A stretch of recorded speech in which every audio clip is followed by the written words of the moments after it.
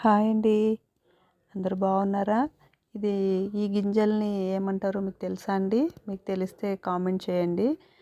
ఈ గింజల కూర చాలా బాగుంటుందండి. ఎస్పెషల్లీ రాగి ముద్ద చేసుకుంటే చాలా బాగుంటుంది. కర్రీ వండుకొని అన్నం చపాతీతో కూడా తీసుకోవచ్చు, బాగుంటుంది.